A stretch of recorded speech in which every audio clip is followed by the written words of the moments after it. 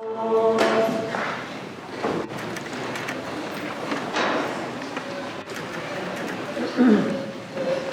morning, everyone.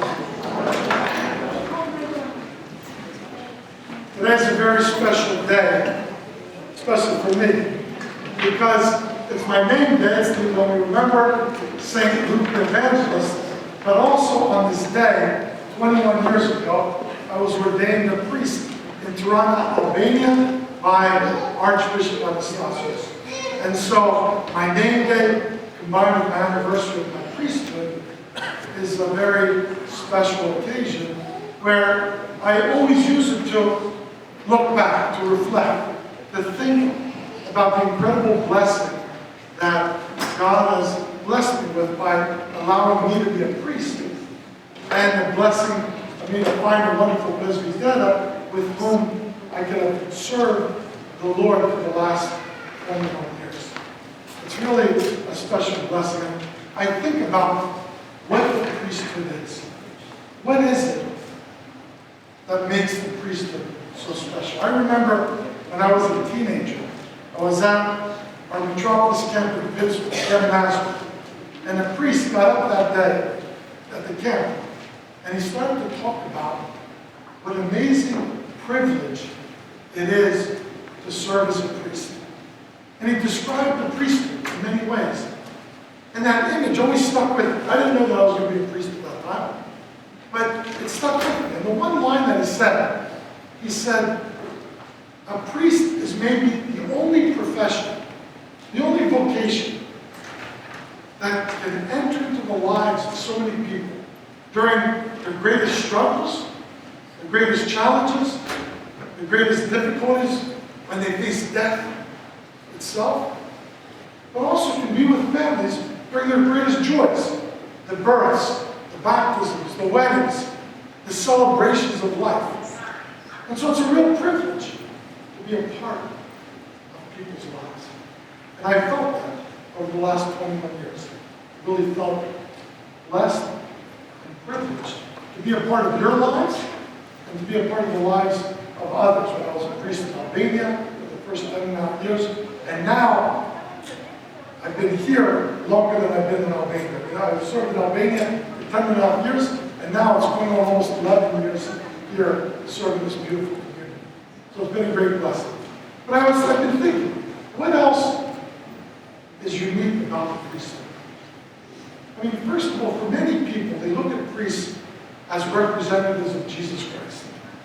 Now, that's a pretty powerful example to have. And I feel that.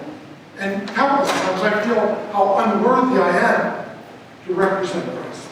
I try, I love Jesus Christ with all my heart, soul, and mind. I want to help other people to discover the great treasure of faith.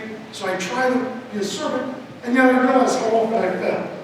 And at times I disappoint people, at times I scandalize people, maybe with certain words or behaviors. It's hard. But I feel that burden and yet blessing of representing Christ. And of course, I tell people it's not just the priest that represents Christ.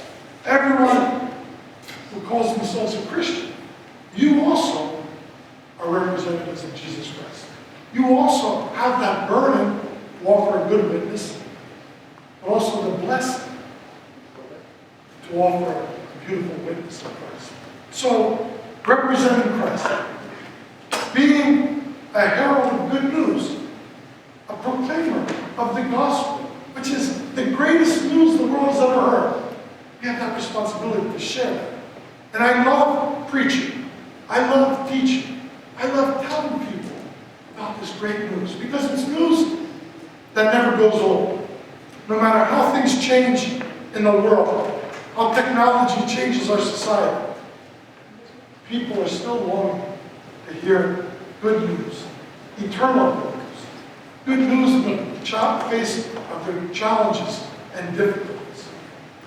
So it's a great privilege to be a herald of good news, to be a witness of good news. That's a great blessing.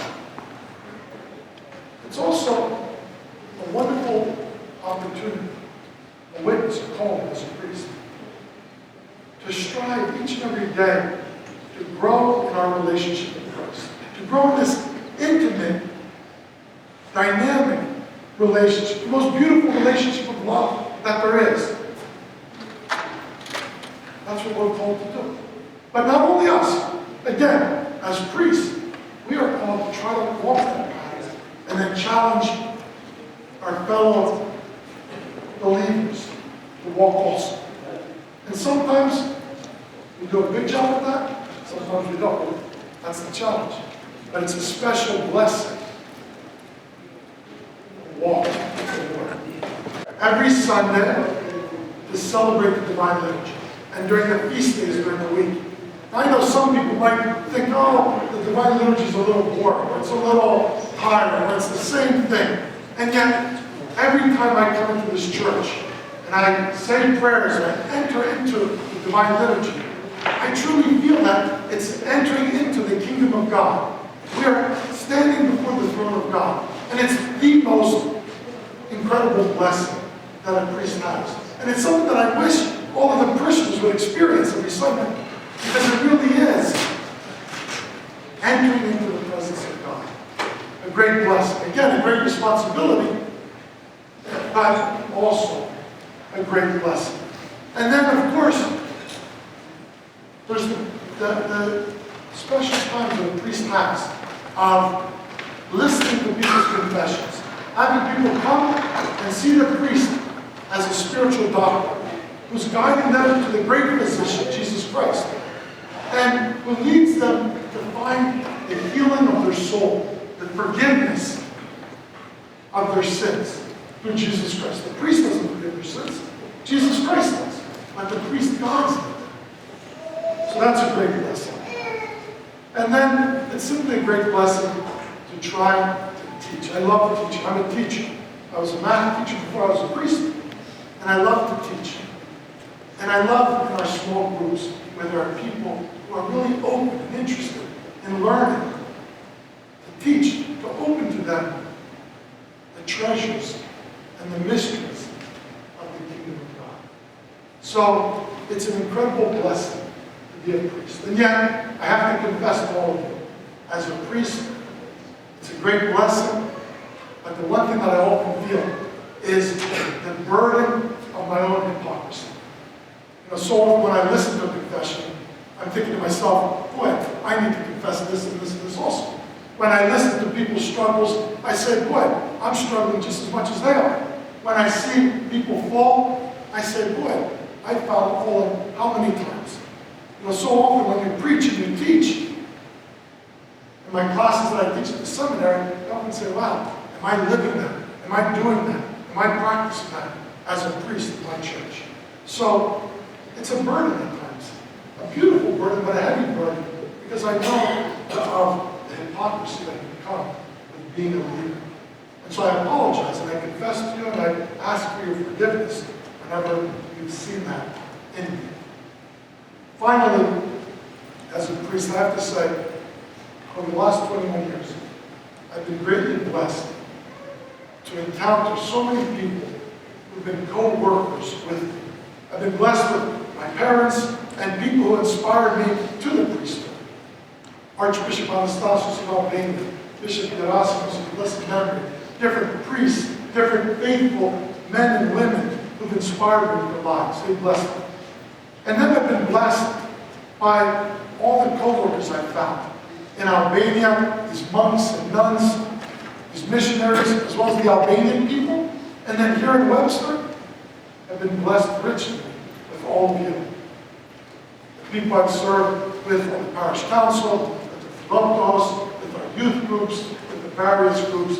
It's been a great blessing. And I always realize, in the end, the priesthood does not stand above others. The priest is in the midst of the people walking together on this journey towards the kingdom of God. So I want to thank all of you for the last 11 years that Elizabeth Faith and I have been here. I know that she was here. I thank God countless times for her and co-ministry with me. And I know she would agree with me in thanking all of you for our time together. And I pray that we will continue to journey, and that each of us take more serious our walk with Christ, will come to love Him even deeper, and will learn to dedicate our lives more completely to following His ways, to being His ambassador to the world around us.